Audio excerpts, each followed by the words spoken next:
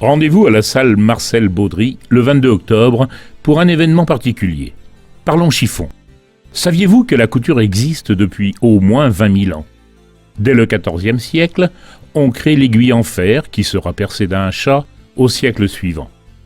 Pourtant, il faut attendre le début du XIXe siècle, 1830 pour être précis, pour coudre de façon mécanique. Et cela grâce à un inventeur français, Barthélemy Timonier.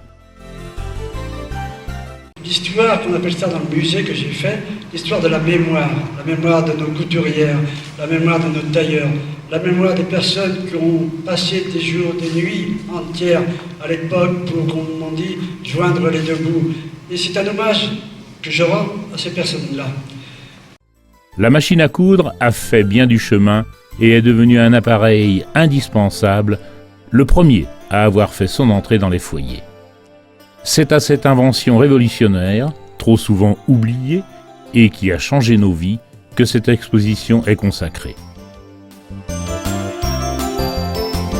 Alors comment est venue l'idée de faire une collection ? D'abord, ma première machine à coudre que j'ai eue, c'est une Lecomte Isidore de 1876, et c'est suite à un marché. Une paroissienne de Sainte-Pazanne m'a donné cette fameuse machine à coudre que je viens de vous décrire.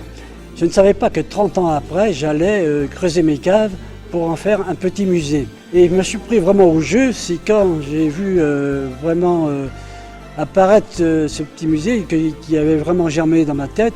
Et là, j'ai fait les brocantes, les trocantes, et j'avais là vraiment le virus de la collectionnite. Cette première machine, appelée couseuse, fut réinventée, si l'on peut dire, en 1834 par Walter Hunt. Et celle-ci fit la fortune d'Isaac Singer.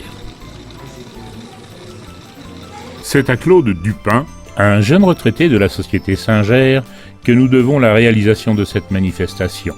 Pour son musée, il consacre beaucoup de son temps à la recherche de machines anciennes.